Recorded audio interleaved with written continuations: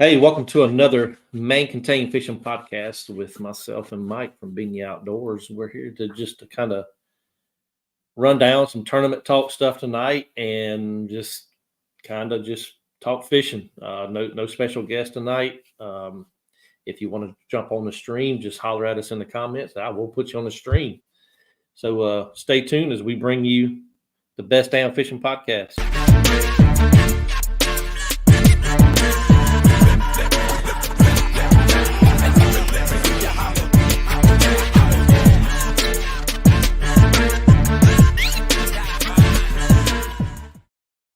Hey, welcome back. It's us tonight.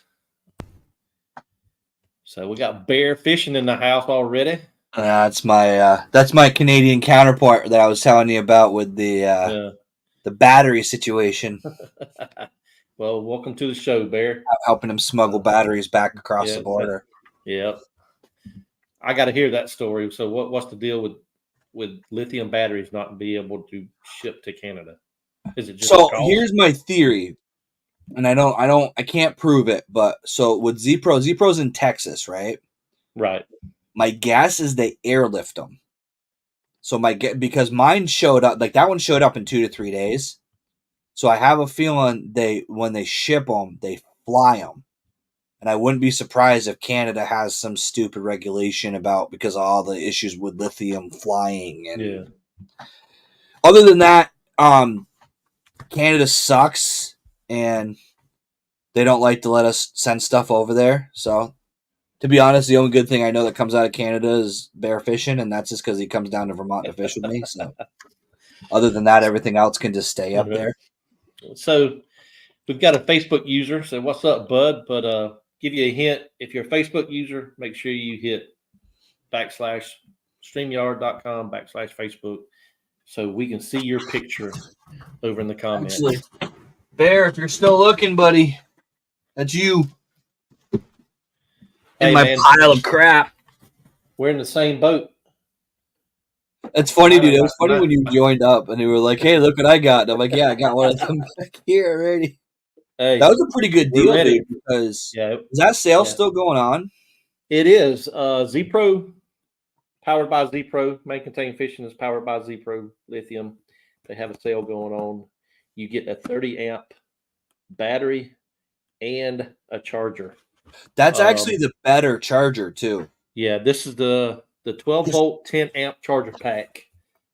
So mine's only a 5-amp. So that's actually going to charge your battery faster than mine will because mine's only granted, mine's 12-volt. Yeah, it's 5-amp.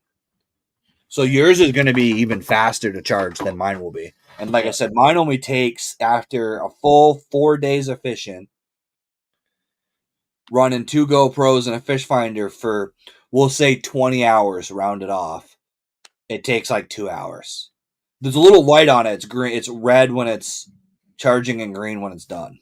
Right. So, Mr. John G. Wilson in the show. Hey, Tim. Glad to have you here. I don't know if you were in the live stream of my show. I'm glad you're in this one. You won my giveaway, so if you want to shoot me an email of your address, I will mail out your little prize pack. I'll put it in the chat for you. Good deal. I've been waiting to see if I can find you. I'd like to welcome Chris Caldwell to the show.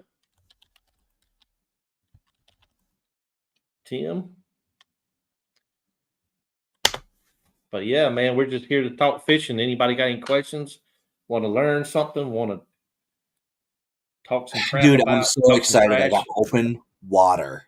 The ice finally melted.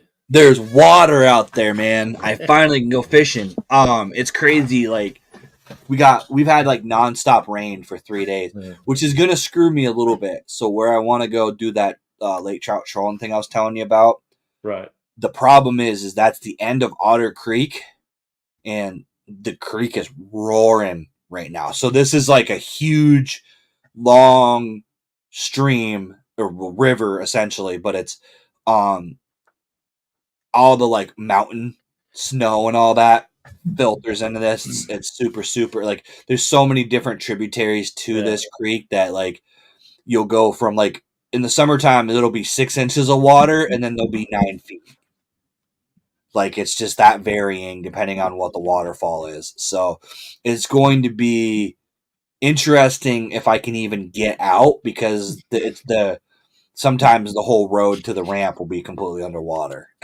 So me and my dad were actually talking for the last 2 hours. I don't know if I'll be able to get down there. But my home lake down the street from me, 20 minutes away, but that's down the street when you live in the country, is open.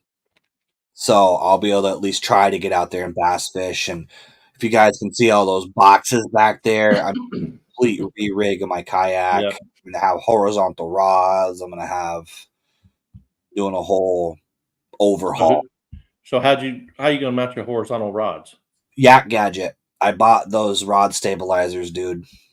They're pretty freaking cool. I'm pretty impressed with them so far. I haven't used them yet, right? But what I'm going to do is I have a length of the Scotty track, and on my Old Town, I'm going to put a track on the back by the tank well, and I'm actually going to run my rods backwards. So I'm going to run the tips towards the back, so I'm not running them into the shoreline when I go into shore.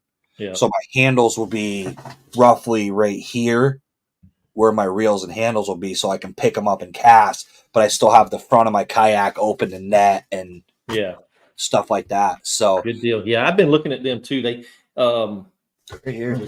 John Thomas is actually the owner of that company, and he just come out with a new set of them, a new kind of deal with them. Right here. Yep. That's the four rod. Yeah, I bought the 4-place ones for that side. And if I like them, what I'm going to do is, what's cool about them too, if you guys haven't seen these yet, is you can actually adjust how close. So like, it's going to be mounted here, right? So you can actually pull it way into your kayak or way out, but then you could also unhook and go even further away from your kayak. Yeah. And then it's got your regular T-bolt track mount. Yeah, so track mount. Yep. They actually send them with bungees too. So you got the hook here, and then you've got a hole here, and you can actually bungee your rods in. Yep. So it's going to make your rods secure. So the reason I'm excited about those is if that works, because they have like 100 different configurations. I think there's like 8 or 9 different configurations. Right. I kind of want to get, and I haven't decided exactly, if that works, they make I think it's a 2-rod and a catchboard holder. Yes, I believe he does. It's like 1 or 2 rods and a catchboard holder. And I thought that would be really cool to do on my left side. See, I cast mostly to my left because I reel left-handed. So I cast with my right hand. So I usually leave my left side of my kayak open. But if I like these in their position properly, So there's that one right there with that's another one I thought about getting with the paddle clip in the middle. Yeah, so this is the that one right there is what I was talking about. Yeah. So that would be kind of nice, because then you could have your catchboard just running next to you. Yep. And then have a couple rods on that side. And what I heard too, which is kind of cool, is a lot of guys are saying if you alternate the rods, you can double them. So guys are saying if you put reel one way and then the rod the other way, you could actually double the capacity. I just don't know. I'm going to test it on the water. I don't know if you're going to be able to get them out of there easily without worrying about knocking your rods, because I don't know how much space or how much. Because if I can get 8 rods horizontal on the side of my kayak, I won't have any vertical rods anymore. I'll be done with the vertical rods. Yeah. I also bought the tool organizer. I don't know if you saw that. It's like a little metal plate. It's got a bunch of little tool holes in it, and then some So one of the things that plagues me when I'm fishing, and I think it probably plagues most guys that use a kayak, is the junk drawer mentality.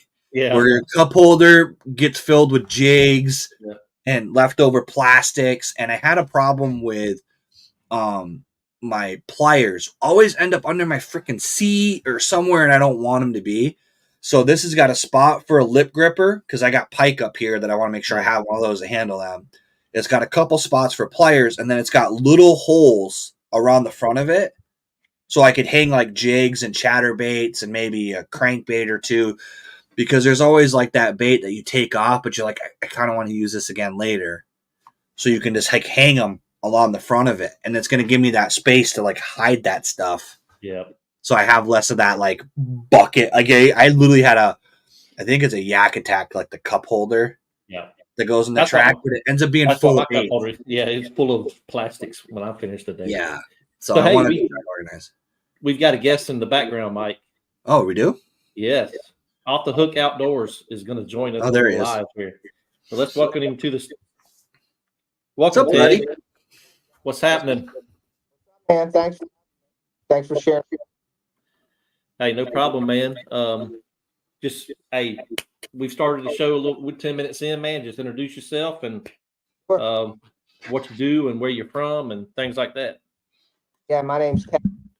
I am a content creator. My channel is Hook Outdoors.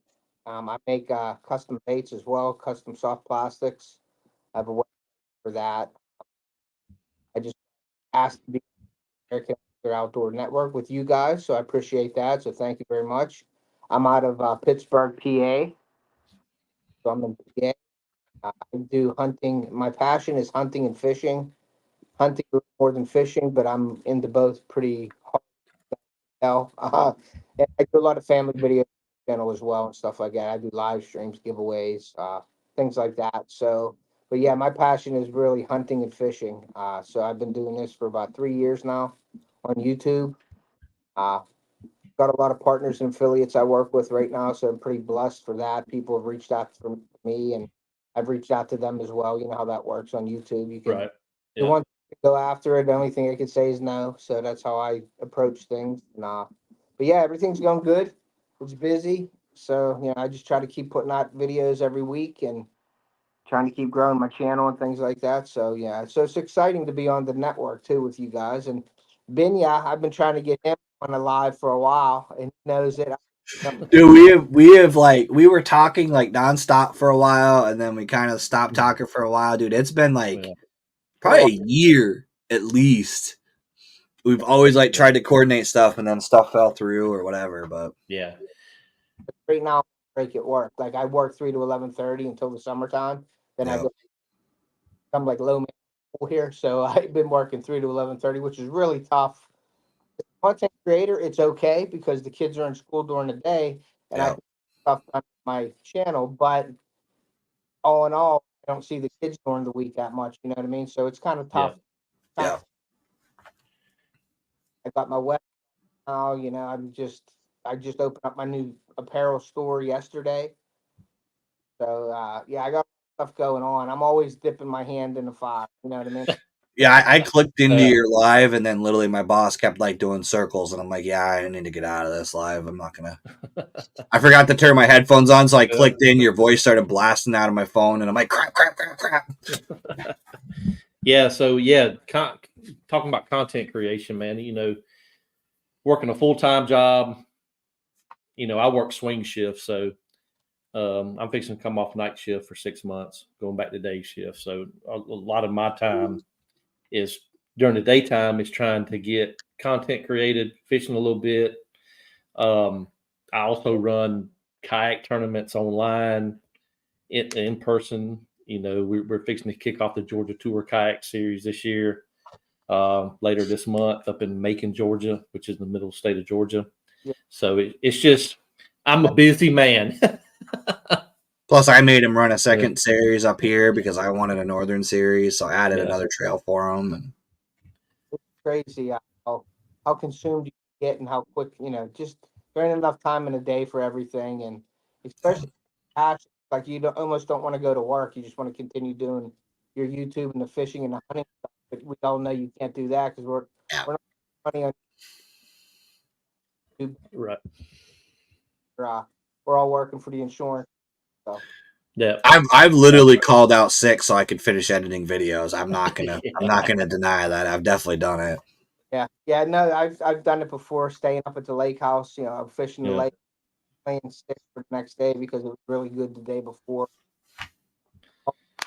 guys, you guys talk a lot. You guys are into the kayak fishing. I don't. I have kayaks. Up more for pleasure with my stuff like that. I don't fish from them, so I enjoy listening to you guys kayaks and stuff like that. I have a boat that I fish from, and I fish from shore with the kids and stuff too. I have a Yeah. rain bass boat that I use, and I go out and that. So when I'm listening to you, I'm learning from you guys and listening to what. This is what Yeah. happens when you have kayaks: is you buy all this crap to make it Yeah. like a bass boat. Like this. Yeah. Well, dude, I mean, I believe me, I uh, had my thoughts about getting something set up just so I enjoy fishing with friends and family on the boat all the time. And a yak, you can't. Yep. So for me, it would be just like a getaway thing. So I probably wouldn't go buy a jack or a Hobie or nothing like that. I'd probably buy a Walmart special and off the way I'd want to do it and go out and fish myself. But Yeah. I enjoy my boat and having people on it. My kids. I have Well, bass boat too. I just don't use it as much. Yeah. Well, let me throw this out, Ted. Is we're trying to get the bass boat guys to do the same type of fishing we do in the kayak, but still in the bass boat. Yep. As far as the catch, photo, and release. Oh, Yeah. Instead, and and just because of the amount of fish that are brought to a weigh-in, I used to be in the bass boat world myself. So, when you're talking, if you got 30, 50, 100 anglers and you bring 5 fish in on a 100 angler, that's 500 fish you're bringing out of water, putting stress on them. And, Yep. Now the mortality rate, all 100 fish could live or all 500 fish could live, but I know. yeah, I yeah. Yeah, I'm Yeah. actually fishing a tournament. There's going to be 370 boats on June 9th up at Pritzker Linson here in PA. We fish it every year. It gets bigger and bigger every year, and they do that. And I when I first started fishing, I thought, I've entered a couple. Let me back up a little bit. I entered a tournament where there was people out on kayaks that when you caught the fish, they would come over to you and they would measure it for you and they would write it down. So everybody had like a second lake that they took, and they were on kayaks, and that was cool. But when you're sitting there with your fish waiting for them to get over to you, some anxious. You're like, "Come on, let's go." Yep. Yeah. Most competitive guy you ever met in your life. I mean, that's just how I am. Right. So I won that tournament 2 years in a row, and they shut it down in the third year. And my buddies were jagging me. They wanted me to go, and I'm going to win it the third year. I'm going to win it the third year because I fished both the same ways both years, and I won the tournament. So I was like, I'm not changing up. I'm just going to fish the way I fish. But they shut that one down. Well, I fished a lot of tournaments for the Young River Bass Association, and you bring the fish. You know what I mean? And then somebody, we're up at Erie. We would have brought the fish in. If people have smallmouth, they fizzed them. They brought them in. They live. Then there would be a boat, a designated boat to take the fish out them in 30, 40 foot of water where they came from. Because dumping a smallmouth at the dock isn't a good thing to do either. So I fished tournaments like that for years, and then we do this Mount Hope thing, and there's a lot of boats, and it's not a real big bass lake. Okay, so like the lunker will be like a 4 pound bass. You know what I mean? Not enormous. If you get a 5 pound bass, you're pretty much okay. So we go up, you go to weigh in, and you see that, and it's a pile of fish on the side. That's just I can't stand it. Because I'm a real stickler. I'm a musky fisher myself as well, so I like to rejuvenate the fish. Make sure they're living, not just put them in off and let them sink down, and then you're fishing. Half an hour later, you see a fish floating up behind your boat. Yep. Get them all rejuvenated and getting them out there and letting them thrive. And I've prided myself on never losing a muskie that I know of. I've never seen, muskie bass. I have lost a few bass that have choked a frog or something like that and just tore them Yeah.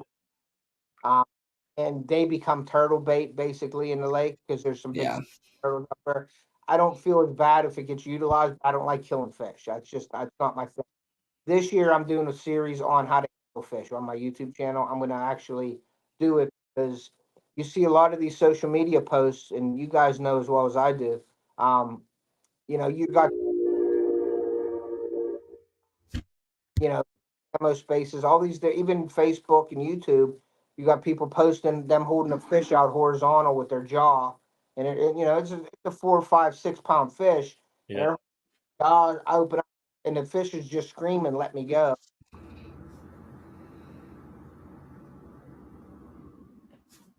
think we lost his audio. Yeah, I think I lost him for a second. Can you still hear us? We lost your audio for a second. Yeah, we lost our audio for a second. Bad spot. Can you hear me now? Yeah. Yeah, a little bit. Yeah, Yeah. I apologize for that because I'm in like a dungeon here at work. gotcha. People take selfies, they hold them straight up. You're okay if you're holding them straight up, take a picture, but don't hold them off the camera and like with their lip and their horizontal. And a 2, 3, 4 pound fish, you grab them and then you let them go. You don't even see that fish closing their mouth. You might have broken their jaw or hurt them that bad. They swim all the time. You never know. And you think it's fine. Yep. Well, 9 times out of 10, you lost some fish by doing that. I mean, I don't care what anybody says. So I really am going to do a video this year on how to take care and handle your fish. I think it needs to be out there. Yep. And there because I take pride in throwing them out in the air and throwing them in the water. Now I know bass are resilient, and you get a lot of them on a frog. You pop the frog, you throw them in the water. But if I do that, I'm throwing them at like knee high or waist high, and they're going right in the water and they're gone. Yep. But you got to know you're catching that fish, okay? Like if I catch on a frog, okay, it shows, and you're dragging feeds and everything, okay? That fish isn't getting oxygen since the time you hook that fish. And you're reeling it in through the grass and stuff because they're not breathing right now because they're covered in grass. You get 10 pounds of grass on a 1 pound fish. You know what I mean? So that fish isn't breathing by the time you catch that fish, you bring it in. And then you bring it in, you get all the grass off. You try to hook out, you drop the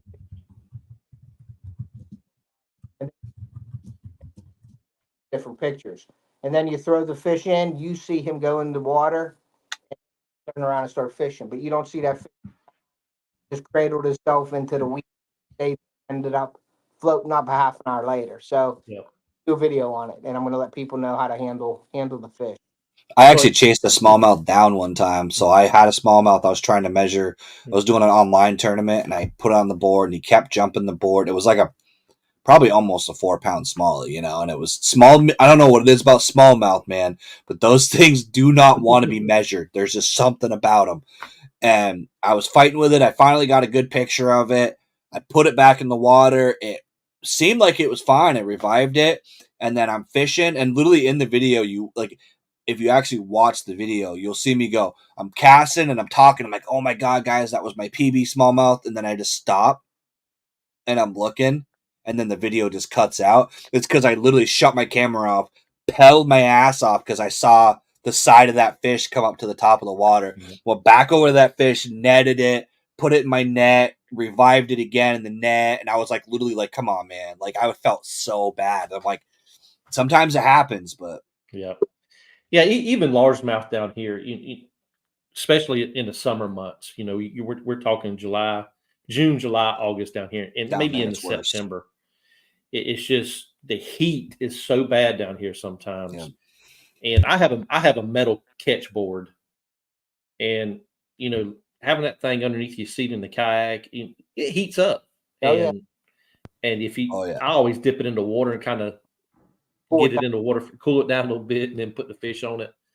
But well, Shan was saying that in my podcast, actually. He was saying, and that's something I never thought of. So they always teach you to wet your hands for trout, but they say you should do it with bass. Like Shan was saying, you should do it with bass too. And to be honest, am guilty of that because I never thought of, like, I guess with a trout, you can feel the slime coat. With a pike, you can feel the slime coat. A bass, it doesn't have the same wetness to them, so you don't think about it. Well, you got trout with they don't have scales either, so it's a skin. And same thing with, I guess our chain pickerel, what we call a jackfish down here in the South, is the same. It's got very tiny scales. It's almost like a skin. Yeah.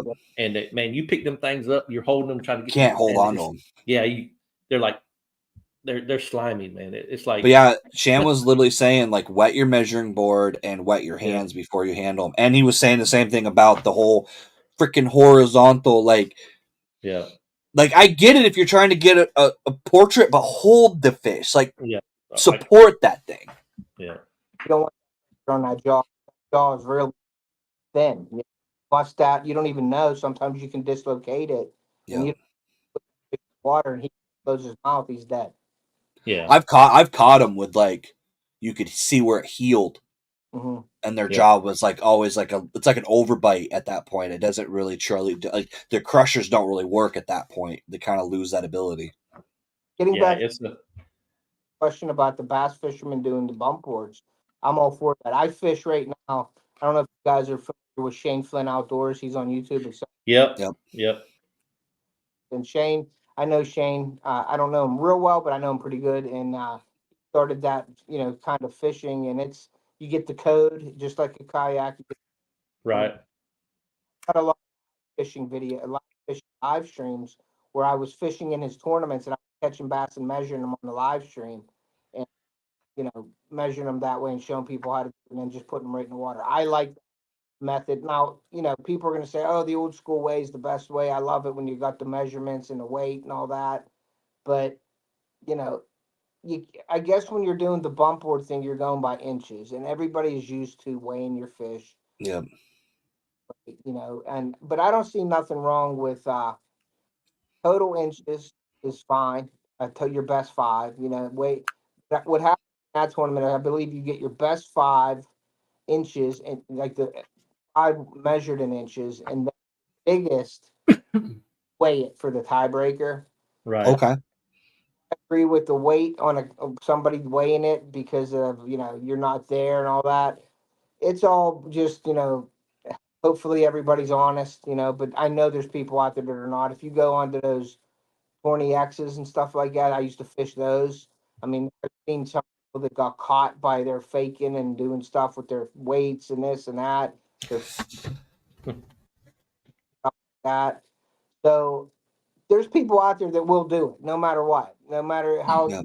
friendly the tournament is, or if you're going to win this, you're going to win this wing sauce here on the tournament. Somebody wants to win that wing sauce, and they're going to. It's a shame that people are like that, but it happens. Yeah, It's actually a lot harder to cheat with a measuring Yeah. board tournament. Like there's a lot of rules in the way the rules are made. Like you could the whole walleye video that became viral. Like it's not hard to throw a couple 1 ounce weights into that fish just to get a couple ounces. You can't really stretch a fish. Like there's some techniques you Yeah. can do. There's definitely I've seen some stuff, but it's harder to make that fish look longer than it is to just stuff something down in there. yeah. And talking about CPR tournaments, people, I know there was one fisherman a couple years ago. He cut several tails on some fish and Yeah. submitted this. But fish have identifying marks on them that you can really look at and see and things like that. So I like the idea of measuring with a code and taking a picture because, like Phineas said, you can't really fake the measurement. Like if you get a full picture like you're supposed to, you got that mouth closed, it's pushed up there, you got the tail, you can squeeze your tail down a little bit, but you're basically letting it go to take the picture. What I mean? yeah, Not holding. I know people that put fish in, the door on your boat. They'll put their fish in there and step on their door to get their fish another half inch longer. I've seen it before. People will do fish, and it hurts the fish and kills them. Like yeah, you can get in their door of the boat to get a half inch out of your fish, man. Yeah. That makes that big of a difference to hurt that fish to do it, and it drives me crazy. But like I said, if there's a way to cheat, somebody will figure out the way. So, Well, that's why they started going to catch boards. So that's why a lot of the bump board organization companies, the old standard used to be the hog trough until they Yeah. realized that guys were flexing it. flexing it and So what they were doing is they were putting it on their leg and they were pushing down on the end of it so hard that it was making the board bend. So they were getting a little bit more. They were getting about a half inch on every fish. yeah, So like Catch makes theirs out of aluminum and that plastic. You can't bend those. You're gonna break the board before it bends. yeah. I would. My catch board's in my truck out there, but yeah, you're not bending that No, aluminum. it's gonna and- break yeah, before you. The aluminum that won't. machine. You could use the aluminum as a self-defense weapon if you really Yeah. wanted to. Aluminum stick aboard, but I also have the fish on one. It's Yep. the big black numbers, and I take that on on the boat deck, and I put my fish in it. I'm not touching it, so nobody can say anything. Like sometimes when he's with me, he's 11. He'll hold like, okay, now you let it go. Take a picture. He's afraid to jump out. I get there, move your hands. He moves there. Make sure it's pushed up, mouth closed. But I've seen a lot of tournaments too where you see the picture of the back opened and it's on the bottom jaw and it's out and the mouth is open and they count it sometimes. I'm not the guy to say, hey, that didn't was open. I just let it go, and I sort of let the other people do dirty work and let them say, hey, that don't count. Mhm. Type of Yeah. person. But yeah, that's a great idea to do that in the bathroom. And Major League sort of went to that, went to that style, measuring right there with somebody in there and dumping them right in the water, which I think is Right. for Yeah, sure. they're. I think them. Just like the Bassmaster Elite Series just did it on Lake Fork this past go around. Because the Lake Fork is a highly managed fishery. Yeah, they And, don't they allow weigh it. them. Yeah, and they weigh it. I think you're gonna see a lot of lakes start to do that kind of stuff. I think you're gonna Yeah. see a lot of, because what it is Bassmaster has no choice on that. That is Lake That's right. Fork. That is that's a state regulation. That's Yeah. not That's a right. they don't have a choice. That's where I think a lot of this stuff is gonna go is like the biologists want Bassmasters to do this or do that. But they're going to do what they're going to do, and it's their business, so they're going to make money the way they make money. So what they're going to do is they're going to take these big bucket list lakes, these lakes that they have to fish, your Lake Forks, your Yep. Toledo Bends, your Lake Champlains for me up here in Vermont, and they're going to go, no, you can't have a weigh-in, you have to weigh it, and they're going to have to comply if they want to fish those lakes. Well, my thing is most of the time they've got a marshal in the boat anyway. Yeah, what's the So difference? why not just take a certified scale that everybody uses, and you take the weight, write it on the clipboard, and release the fish. Yeah, and I think everybody has the same scale. You can do that. That's all can be done. Yeah. Have somebody on there and just doing it. Now they're Well, from a presentation standpoint too, also, it's nice to know what the actual weights are, because before you were basing it off what Ben Milliken said that the fish weighed. And he could be sandbagging. He could say that's a 5-pounder and it was a 4-pounder, but that's what he said to the camera, so that's what they're putting on the Bass Live. yeah. That's right. Whereas when they're doing it like actually with a marshal, the marshal's yelling out the weight, and that's an official weight at that point. Yeah. Looking at it, I like that idea. Yeah, there's a lot of people even on YouTube that are holding 2-pound fish and 4 pounds, and I'm like, are you kidding me? Yeah.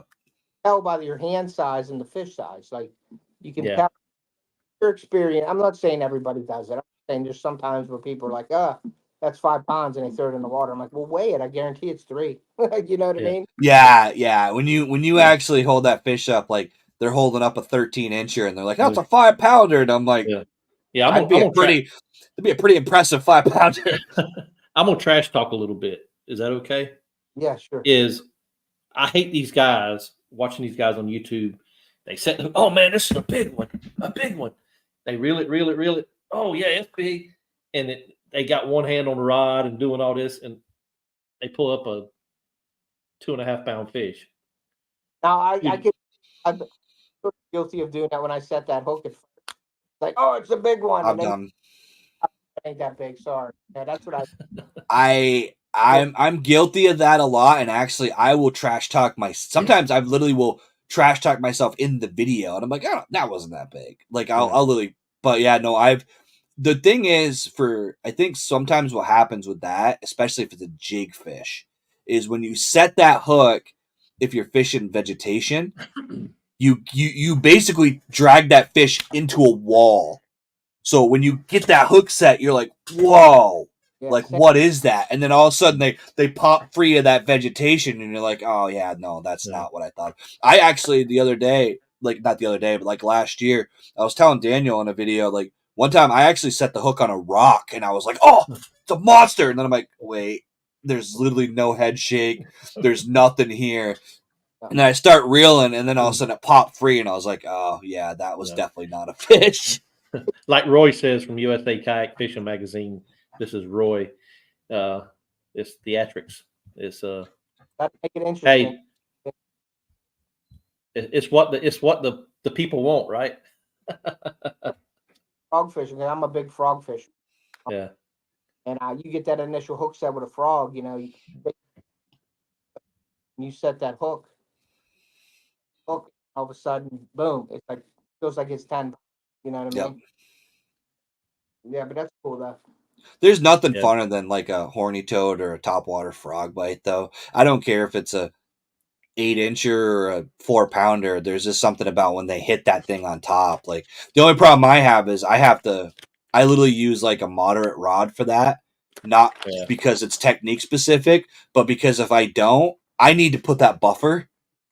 So I'll use a mono leader and a moderate rod so that when I swing too early, I'm actually swinging on time because it has time for that rod to Yeah. load up and that mono to stretch a little bit. It gives me like a half-second buffer because I've been known to, send the horny toad by my face because I yank it out of his mouth.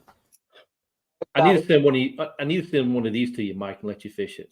These JSB custom buzz Dude. baits.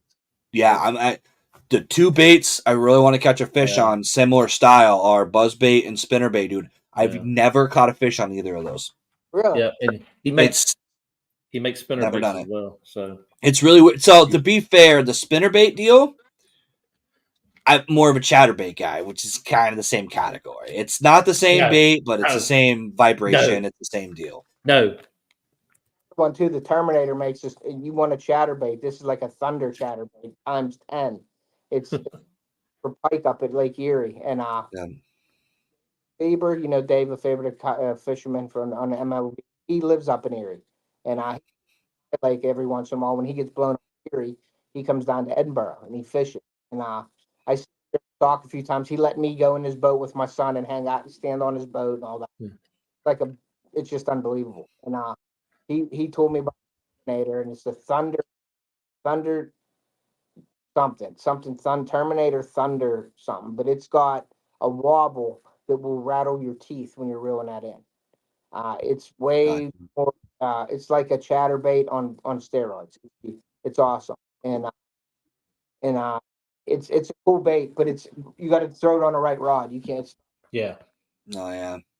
And but I'm not a chatterbait guy. Everybody throws chatterbait. I'm a spinnerbait guy. I'm a buzzbait. But when I throw, I have chatterbaits. I don't use them. Every once in a while, I'll throw it on. But I'm a spinnerbait. The way I throw it out, I've just always thrown spinnerbaits. I love. So USA Kayak, I don't throw jackhammers because I fish Yeah. pike waters. So I have pike Yeah. and pickerel in every body of water I fish, and I'm not losing $20 because I will not go fishing and not lose at least one of those baits because the pike, when they hit those baits, they headshot and they go right through the line, and you get a hook set and then you get a ball of braid back, and that's what happens every time. I can't justify the $20 bait when I can buy the $4.99 one at Walmart, and then I'm not as sad when I lose it. Yeah, he says the toothy boogers. Yeah, it's Tab on the end cap, all the $1.99 Strike Kings if you're going pike fishing. Yep. Put a really kill grub on there and go pike fishing. And if they beat them up, they beat them up. But yeah, I'm Yep. the same way. Like I pike in, and I've already hurried up and tried to reel my bait in so the pike wouldn't hit. I pulled them away from them before. Yep. Yeah. Baits quicker and it's expensive. That's why I avoid, like, when I fish big. I'm getting more into actually just that rod tube right there is a Okuma swim bait rod that I just bought because I'm trying to get more into swim baits. But even then, to be honest, I'm fishing them on braid. Like, I'm not throwing fluoro because I'm afraid of the freaking pike. can throw it on fluoro, but you can like an 90-pound fluoro leader with that too, and that'll help you put them on if they do hit, or at least give you time to get away. And if they snap at it, you still got your bait. Yeah. And that's There you go. yeah, stuff like that. Exactly. Like it's I don't even throw these things. That's the reason why it's still sitting in the box. Really fish too many big swim baits. I haven't really tried them. I've never tried them either. I've heck, I don't have many. Yeah. So See, pull one of them brim ones out of there, Mike. Just pull one of them brim size ones out of there. these ones right here are probably my favorite. If I can get it out of here. Now, These right here are probably my favorite. yeah. Now I fished one of them last year and caught one fish on it, and that's it. These right here are actually really cool because of the way they swim. Because Yeah. you can almost glide them, but you can just cast them and just slow retrieve them. I've actually had these. So the guy that I get these from, this one's actually my favorite. And I can fish this on pretty much anything because of the size. But like that one, the paint job on that one. Yeah. So my buddy is the he hand paint. These are all hand painted. He gets he has a guy that sends him the blanks and then he airbrushes them all. But like this one right here, I've literally had fish bluegill schooling with this like it was their mama. Like I've literally casted this thing out and brought it back to the boat and literally had bluegill constantly just like schooling around it, not trying to hit it. They were just like, it's one of us and hanging out with it. Like, but then I've got, of course, like big boy stuff too. Yeah. So, or like the rainbow glide. But I'm not gonna fish like. I mean, the rod I got will go up to.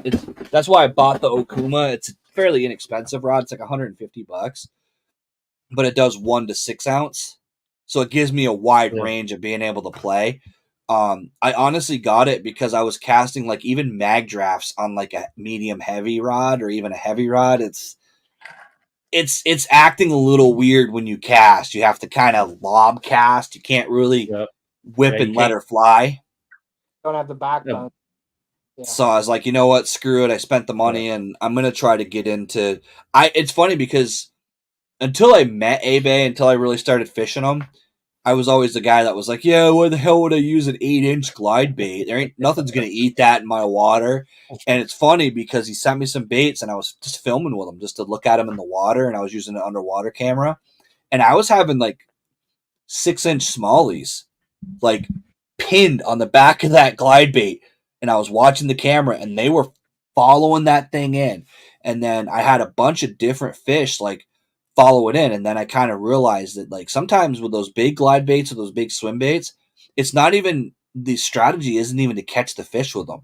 What you can do is cast those into an area, draw the fish back, and then flip a jig, flip a Texas rig, something else to that fish, because then it becomes sight fishing. You see that big fish come in, they kind of turn off, you cast in front of where they're heading and drop a wacky rig or something in front of them, and you use that 1-2 punch, and then all of a sudden you can use them as a search bait.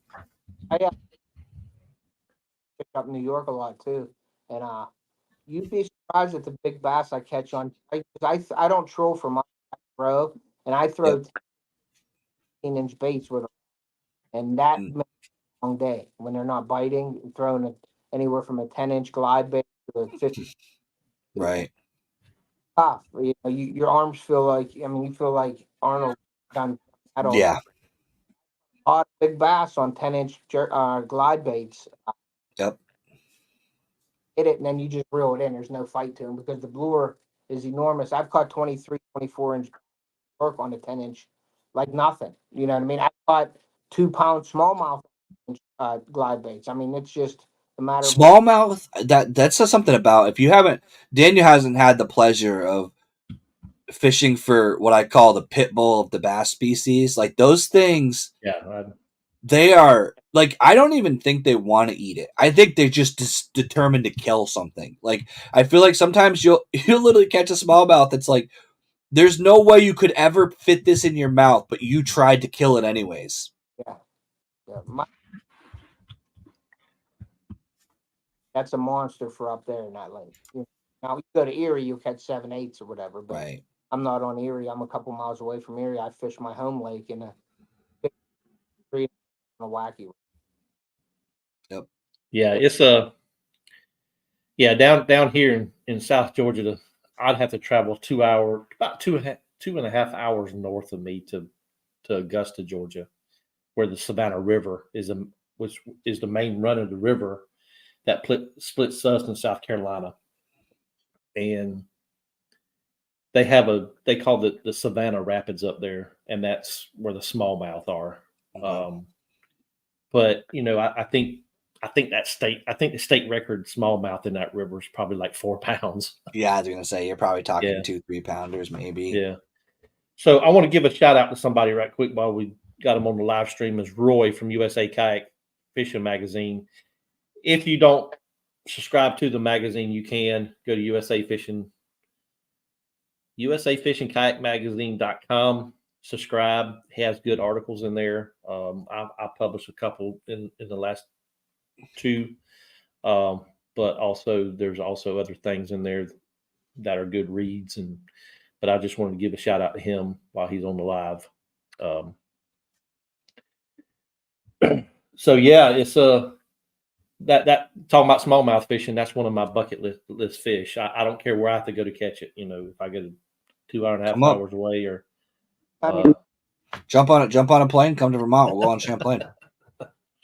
I mean, then you can check off too, because I'm sure fishing Champlain's a bucket list too, because pretty much every bass fisherman.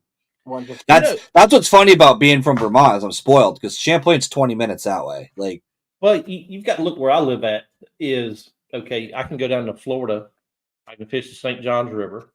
Yeah. I can go to Lake Okeechobee. West of me, I got Gunnersville. North of me, I got the Tennessee Valley stuff.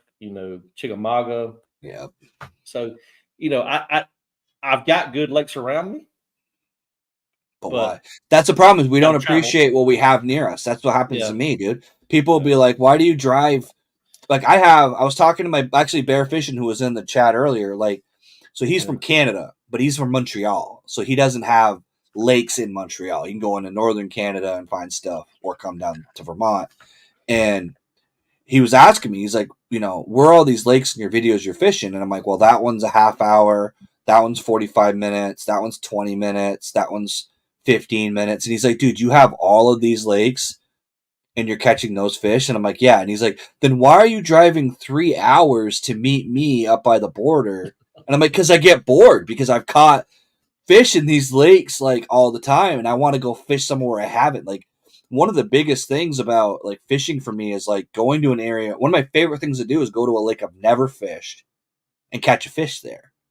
Because you feel that sense of accomplishment. Like I've, and it's not like, and it sounds like egotistical, like I'm bragging, but like there's lakes that are near me that I can almost guarantee you I'm going to at least catch a 12-inch bass every time I go. Like it's very rare that I blank there, but it's because I've got 150 hours on that lake and I know exactly what they're doing most of the time because you fish it enough, you got a basic idea. I'm not going to catch a 5-pounder every time, but I'm going to catch something. Whereas you go to a lake you've never fished before, you have to figure out the pattern. You got to work towards it. And to me, that challenge. So Georgia has a bass slam that you can do each year. All you got to do is catch 5 species of the 10 species black bass. And all 10 species reside in Georgia. I would have to say that's kind of amazing to me as an angler down here is I can catch 10 species in a year of different type black bass. The Swanee, the red eye, the spotted, the largemouth, the shoal bass. If you're gonna shoal bass fish, you've got to come to Georgia. That's the only place they exist. Oh, that's a plan is to come down at some point. Yeah. I'm planning on coming down there for that for sure. Yeah. Florida, I just fished Florida this past in December, but I crappie fished because it was so cold down there, and Okeechobee just was shut off. We went out with my John and Lindy from Smallwater Charters. Yeah. And we were down there and fishing with them, crappie fishing. So my kids all caught their PB crappies down there. Nice. Yeah, John. I bet they're big in there. Yeah, they catch some monsters down there on that lake. When I go down there, on Okeechobee, I go down every year to meet up with. to fish. We stay in Port St. Lucie with my wife's friend's house, so we stay there, and then we go out and or two. And I always end up doing their live Friday night or something whenever they do a live when I'm down there. So fun. Yeah. Cool. Yeah, John and Lydia in Coastal Coastal Fever. Fever. Yeah, Yeah, Doc. I've talked to him.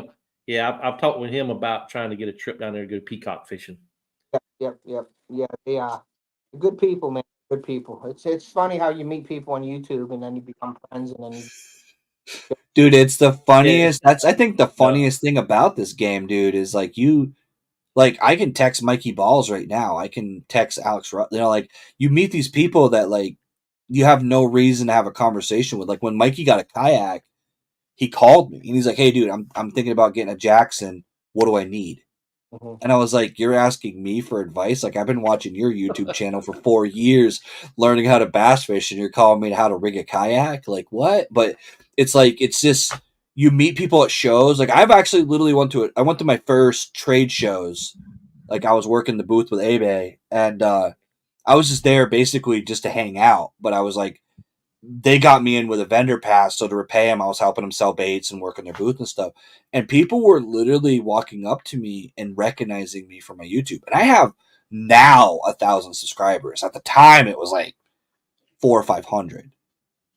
And it's like it's weird being recognized for YouTube when you're so small, but like there was a lot of vendors and stuff that knew who I was too, and it was really weird to like these people know you and you don't know how. go short with that either because that means you're doing something decent. People are watching it, so that's sort of like a stamp on. I always think of like you're growing, and I don't have to grow 1,000 subscribers every month. I'm cool with Yeah. just constant growth. You know what I mean? Slowly. The Yep. way people are slowly subscribing, then they're watching. You know, you get and you've seen it and you know it yourself as content creators. You get channels out there and they had 450 subscribers yesterday, and then tomorrow they have, it's like okay, come on now, but it's just not. It don't happen that way. Anybody that's doing it right Yep. knows that it's not that way. You know what I mean? You Yep. go out and you can buy them just as easy, but I prefer to do it the hard way. But if it's grown slowly That's at the watch time, YouTube is not yeah, watch subscribers. Back in the day when YouTube first come out, if people wouldn't talk to you unless you had 1,000 subscribers, uh, right. because they feel that those 1,000 at least if they gave you a lure that 1,000 people would see that lure, and that's not the yeah. case. It's No. all watching. It's all watch time. You want people. I would rather have 1,000 viewers watching all my stuff than 10,000 not watching any. You know, See, that's how I am too. I'm the same way. Like Yeah, I actually said it when I hit 500. I was like I don't. I would rather have. I mean, let's be honest. My goal would be like say 5,000 subscribers, but of that 5,000, 2,500 I've interacted with. I know are watching my videos. They're part of the community. Like a lot of people. I mean, even the people in the yeah, chat here. Tim Williams. Tim Williams was in my live stream watching mine, last week, and like there's a group that follows you, and I'm sure, to be honest, I know some of the ones that watch mine watch your lives too. yeah, Like there's a community that you build, and I'd rather have that network of people who feel like they can message me and say, "Hey, I'm about to buy a rod. Should I get this one or that one?" I want to be part of that. yeah, people my cell phone. Like I did it in our chat and our Yeah. Angler my cell phone out there because I want to talk to people. I want to talk about things because I Yep. learned myself off of you guys. And in my videos, I feel that I'm putting stuff out there, and it just works for me. I'm not saying it's the only way to do it. Yep. So try it. If you don't, or make a comment. That's why we do lives. You make comments. I learn. Hey, that's an idea. I never tried that idea, and I Yep. go try that, and I learn, and I catch something on it. That's what it's all about. Is like the action with the fellow fisherman, fisher lady, and you're learning off of each other. Like by no means do I ever go into a video or a live saying, okay, this is the way to do it. It won't work any other way. It's my highway. Da, da, da, da. I'm always open for suggestions, learn from other people, and that's what I like about that platform. when you're doing lives, you could pull something out of that live if you really want to and learn something from other people, even though you're the one that's running the show. But Dude, I learned. I Yeah. had Shan, the aquatic biologist, on my podcast for 2.5 hours, and I'm going back through and like ripping shorts out for just push stuff out, and I'm rewatching this and going, holy shit! I was so busy checking the chat and watching stuff that I didn't even like. I'm literally I sat there and realized for 30 minutes, entertained with my own live stream that I was hosting, listening to him talk about stuff. And I was like, holy crap, I'm literally rewatching my own live because it was entertaining. And it's like, that's one of the reasons why I started doing lives, was because I can get a different perspective. And yeah, Daniel's from Georgia, but something that works in Georgia still works up here. Yep, right. Bass or bass. Like at the end of the day, they're gonna bite the same stuff. Now, granted, my color patterns are gonna be more perch centric because that's the main forage. But let me tell you right now, a gizzard shad color works in Vermont. I've never seen a gizzard shad. I don't even know what a gizzard shad looks like, other than what the gizzard shad pattern on a bait is. Never seen it. Doesn't exist here. But that color works here because it looks like it's alive. It looks like something that's moving. They don't care what color it is. You work that bait the proper way. Yeah. And sometimes the proper way is like, honestly, you know how many times I've been working baits wrong for years and then watch YouTube and go, holy shit, I was doing that wrong the whole time. But doesn't matter. Yeah. I know they drop shot a lot up there on the smallmouth lakes. Yep. And I was watching a video the other day. This guy drop shotting down here. He was somewhere in Alabama, Mississippi area. And he was sitting there doing this with the rod tip. I'm like, dude, what the heck? You drop shot? You shaking the hell out that damn thing, ain't you? And he didn't catch a single fish. And then all of a sudden, the rod tip stopped. And guess what? He got smoked. Yeah. I'm like, there's your clue right there.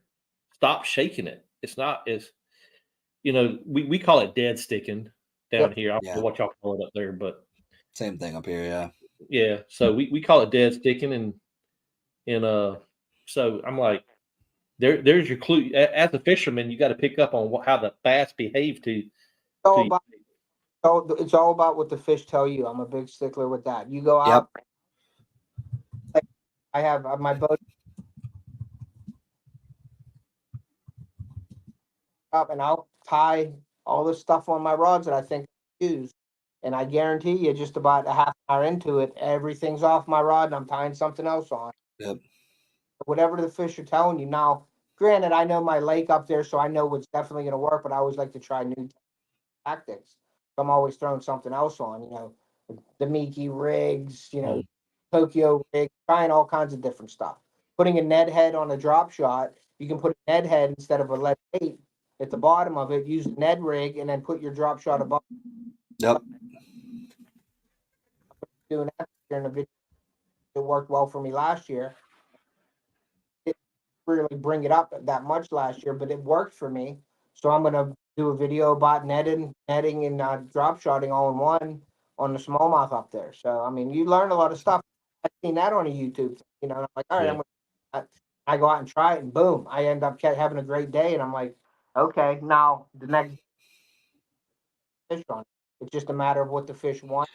The key is, honestly, the biggest key to it is, and it's something that I fought for a long time, and I refuse to do it, but keeping a log or a journal or writing stuff down is huge, because you write down that worked, right? It worked in this condition on this lake with this situation. And the more detail you can have, the better. I've started chart. I want like full nerd on it, because I was like, if I'm going to do it, I'm going to freaking do it. And I've got like pie charts and graphs, and I've gotten to the point now where I can go into an Excel sheet and put like, there's a southeast wind with clouds, and there was a storm yesterday, and it will like filter down to, okay, I should fish this lake, or this lake with this bait, because I've gotten it down. But you sometimes remembering the database, having that knowledge of, the last time I was here, like one of the things I did that was kind of like that, but like the drop shot wrong thing that Daniel was talking about.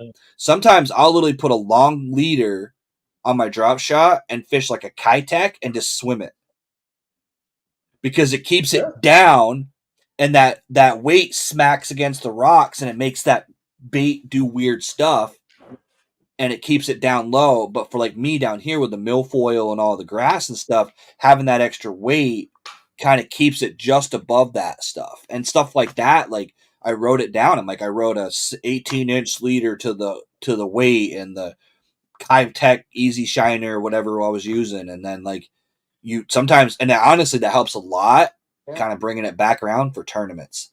When you do that like weird thing, when you got 20 other guys on that water that are out throwing a Senko, and you pull out that weird, what we call Rig X, which is that Ned rig thing that you were talking about. We call that a Rig X up here. Sometimes just having something that looks entirely different that you just remember, oh yeah, this situation, this worked. Let's try it. You were talking about the Ned rig. I had thought about doing it with a shaky head, because I do a lot of shaky head fishing. Yeah, you can do Texas rig it with a drop shot on top of that. Yeah. So you've got two things going on at one time. You got something floating in the water column, and then you got something standing on the bottom. Our fish see that as a small school, and another something's clicking, and send that to the lateral lines on that fish, and they'll come over there and that switch on a fish by having, if you bring a across there, that fish might watch it go past you. But if you bring a drop shot in a Ned rig with two things coming past, that might trigger that fish to hit. There's all different kinds of things. It's just a big science project, basically. Yep. That's right. Put a puzzle together, and that's what I love about it, though. That's to me, that's just fun as catching, going out there, doing something weird and catching a fish on it. Yep. Yeah. So, guys, about an hour. I'm going to give us about a 20-second break here on a little commercial, okay? Sure. So it gives you enough time to kind of catch your breath and things like that.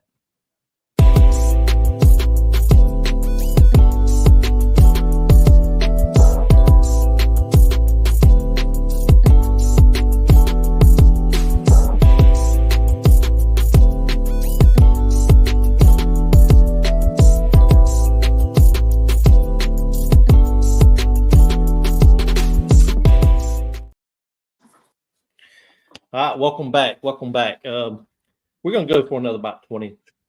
Oh, sorry.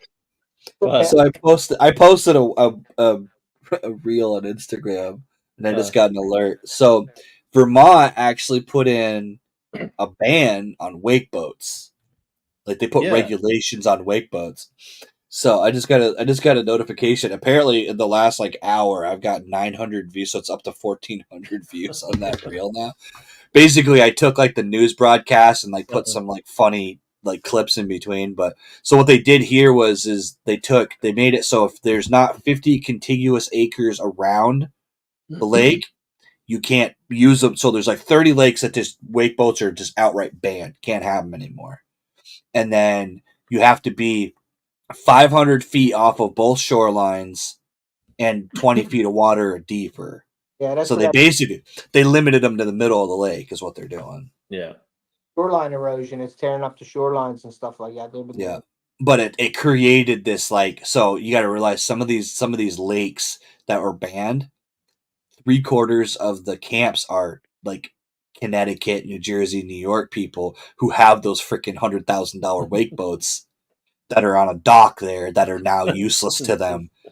So they got this $1 million camp with a $100,000 boat that's absolutely useless for them now because they're not allowed to use it on that lake. You're saying that I can bring up some cash up there and buy some land, dude? It's gonna create some rage because the thing is they're not even gonna know until they get the fine. And I know for sure, knowing how our fishing game works, May, June, and July, they're gonna be out there. It's only thing that's going to suck is for bass fishing is you're going to want to make sure you have your license, you have your PFD, you want to make sure you have all your boxes checked, your flare guns and all your crap, because the thing is they're going to use, it's a gateway thing. So they're going to be like, hey, because the other thing I bet you is in Vermont, you have to have a boater safety certificate. You have to take the course. Yeah. And I guarantee you a lot of those guys don't have it. And I know they don't have it because they wouldn't have put this ban in place because they would have been following at least some of the rules. Hey, listen, guys, I'm gonna have to get out of here because my lunch is over. So, but I appreciate you having me up, Daniel. Thank you, Benya. Thank you for having me up. Let's do it again. Let's do that. What we talked about on our chats and stuff like that. Let's get together. Get Yeah. a little chat going or something like that. I'm all for that. So just feel free. I left my cell phone in there, so put it in your phones. Feel free to text or call me anytime, and I really appreciate each and every one of you guys. Yeah, Ted. Next Yeah. time you come down to Florida, man, you might have to stop in Georgia and we'll do some fishing together. I got some secret places I can take you. Sure, I drive right through Georgia. We usually stop in Georgia and get a hotel, so I'll definitely hit you up for that. Yeah. Perfect. So I'm literally about 15 miles from I-95. So Okay. We usually stop in like Savannah. Sometimes we stop at Savannah. that's me. And then we're ready to stuff. But yeah, for sure. Guys, thank you very much. I appreciate it. Until next time, keep me posted doing over there. I'm really excited about that. So Yeah, thanks. man. Thank you, Ted, for joining us. Care. Have a great night. Good too. All right, man. Well, that worked out right. We had a mystery guest. Hey. Yeah, we weren't really prepared to have a guest, guys. We kind of had a lull. I guess. I mean, honestly, though, like it's funny because the Spawn, I don't have my co-host right now. PJ's working on some other stuff, and he's kind of busy right now. But like, I haven't done now that I think about it, like other than like bringing him in, I still haven't done a live by myself in a long time. I do sometimes like little pop-up ones for my truck on my lunch break just because it's fun, but like it's weird like when you're by yourself. It's hard for people to like follow. Right. I'm really hoping that people will be in the chat like asking me questions because I'm like, what do we want to talk about? Yeah. He does them all the time by himself. Ted does them all the time by himself. He does? Yeah, like he does. He'll literally be like making baits, and he's like, "Yeah, I'm just pouring plastics today," and he's just like talking about it, like. But yeah, I've seen him on Lydia and John's podcast. They do it with Coastal Fever. Yep. Down around Florida, they're all out of Florida, South Florida. But yeah, they have a good time on there too. They. Hi, what's up, Ram? What do you need? So you good? You good? What do you need? She feels like she needs to be part of every episode at some point. Huh. Hey, kid. Hi. Just like a big kid, right? Dude, the problem is that I treat them like kids. My dogs have their own couch. I'm not even kidding. So we didn't get rid of the old couch because we got a couch for my parents that have like the recliners on either end, and I just didn't want them tearing it up. No. So we kept the old couch, and we literally named it the dog couch, and that's the one they lay on. Like, that's how spoiled my freaking pets are, is they have their own couch. Yeah, so Mike, we're going to talk about the tournament kicking off in May for y'all up north. Yep. Let me get my little map here. I feel like Dora the Explorer here. I signed up. Did you see me sign up? Yeah, sure did. I didn't sign up for the tournament yet, but I got the membership. Yeah. So I'm gonna give you the peek of the map right quick. You know, that's just a peek of the map. I can't give all my juice away because I got some other things in the works. So with it's still called the Northern Region. You know, we're going to kick off the Northern Region. So PA, New York, Connecticut, Rhode Island, Mass, New Hampshire, Vermont, Maine, and I put Canada in there, but I wanted to ask you this: is with the PayPal stuff and everything on Tourney X, I don't know how the funds kind of correlate. That's a good point. I don't know if there's an exchange rate on that. Right. We could probably honestly omit Canada. I don't know. We'd have to look into it because I don't know how Tourney X works in Canada either. Yeah, I'm gonna have to ask Dwayne. I'm gonna have to. I've got another phone call with him in a couple of weeks. Yeah, he'd probably be able to answer that because he probably knows the PayPal stuff too. Because honestly, a lot of people that run tournaments use PayPal. To be honest, I'm surprised Tourney X hasn't like built in some sort of payment system too. But well, he's gone to Stripe, as well. So, but just to kind of give you a business aspect, I'm fixing to LLC my business. My brand is fixing to be Yep. LLC'd. I'm going there at some point soon, but so I wanted to be LLC before I switched over to Stripe, where you can I can have that separate account, that money account separated from my personal stuff. So that's what I'm holding on to. But that's the way he operates. He just brought Stripe on board this year, and he still does the PayPal stuff. So now, out of curiosity, have you had any other? Am I the first one to sign up, or was there other members that have signed up for the Northern region yet?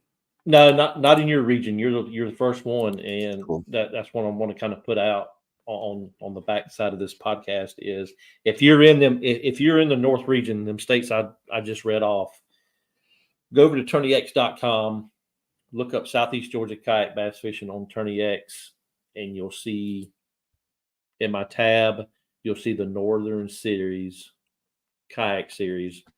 All you gotta do is click there, and you'll see the first tournament. It's on there as we speak, and all the other ones will be put on there here in the next week or so. But yeah, I'm kind of dabbling my foot up north, if you more or less in the tournament world. It's right there. Yeah, right there. So it's something that, so guys, just to understand the basics for those of you who haven't seen any of the previous podcasts, essentially, I'm going to break it down very, very simply. It is a month long, so it's not a specific weekend. It's not a specific day. So there's one advantage. You don't have to worry about being at XYZ Lake on Saturday at 4 a.m. You can fish your favorite body of water. Public body of water. Great. Yes, true. Public accessible body of water. All you need is a kayak and a catchboard and a phone. Yep. That's your equipment. And then you need some sort of identifier card. But to be honest, an identifier card is an index card. I mean, this could be an identifier card as long as you write on it with a Sharpie. Right. And there's an Angler of the Year. So you actually get to compete. If you enter into the membership, which is what we were just talking about, you could actually see where you stack up. Now, I'll tell you right now, if you like watching this podcast, I'm going to be in that tournament. If you like watching Mainstream Fishing's podcast, guess what? I've been talking to him. He's going to be in on that tournament.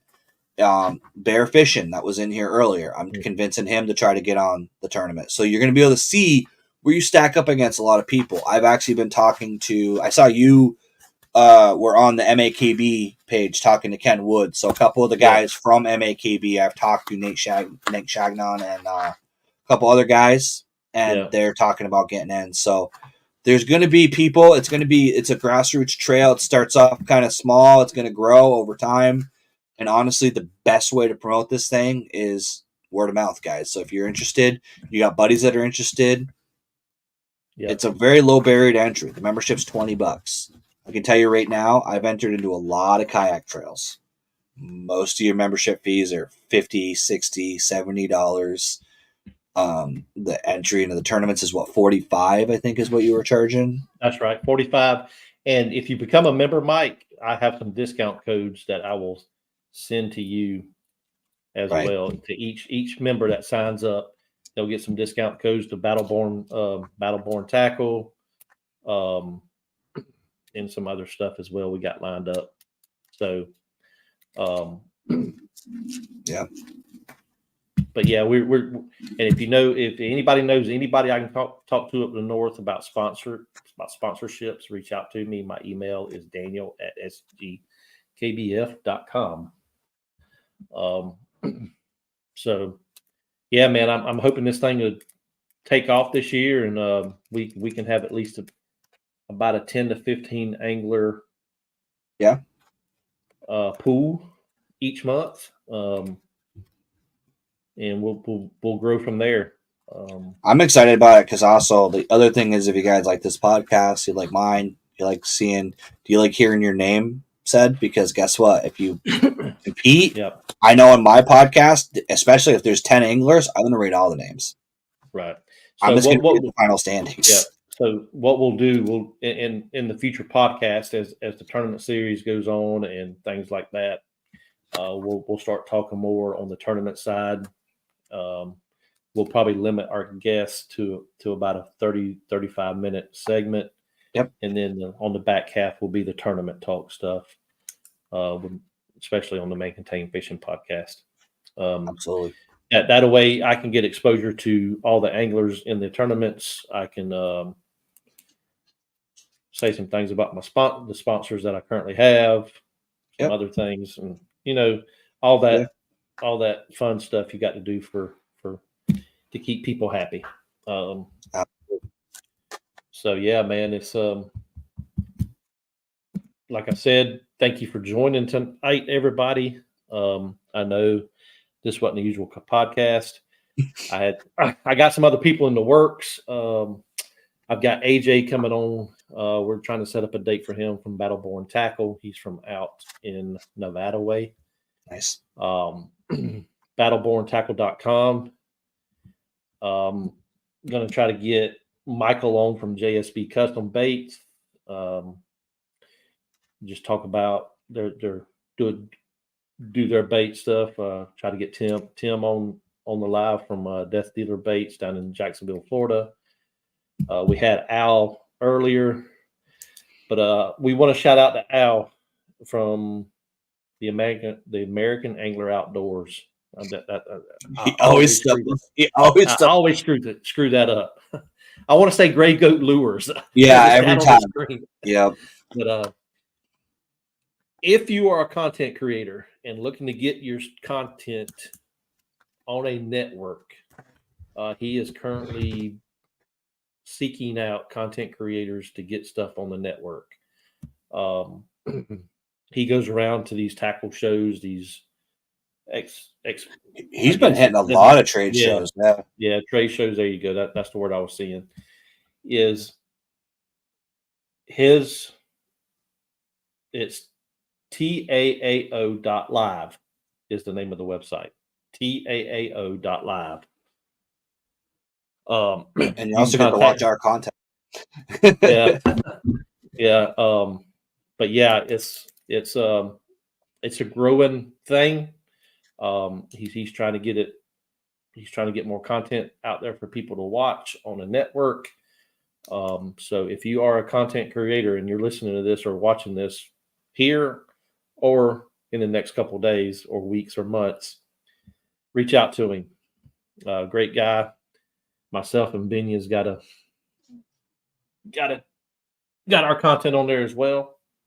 I'm actually going to be kind of a teaser, but this year my plan is to put some exclusive stuff there. So there's going to be a good chance that some of my videos are actually going to, at the very least, get an early pre-release on the American Angler first before they come live on Binya Outdoors. So there's going to be, I might even, depending on how the podcast stuff goes, I might even have exclusive bonus podcasts that are only available over there. So I'm trying to balance my material a little bit, because obviously as a content creator I want to grow my YouTube. But what's really cool about the American Angler, because just to give you an idea, because we didn't really mention it, is I have videos on there on a website, right? But I also have videos on Roku.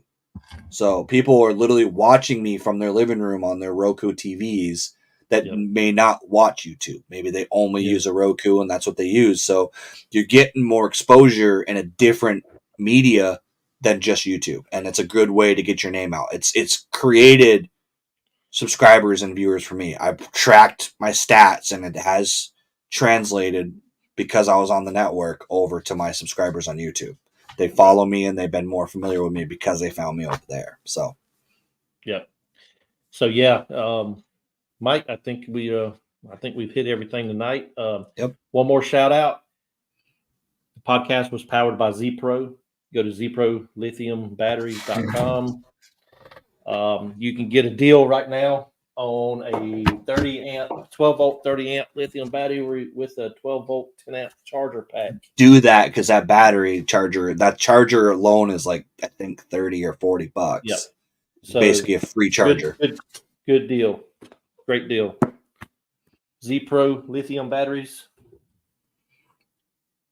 as always, power is what you need. And Consistent and lasts all day, man. if you set that up right, you can get dual uses out of it for your kayak and your home.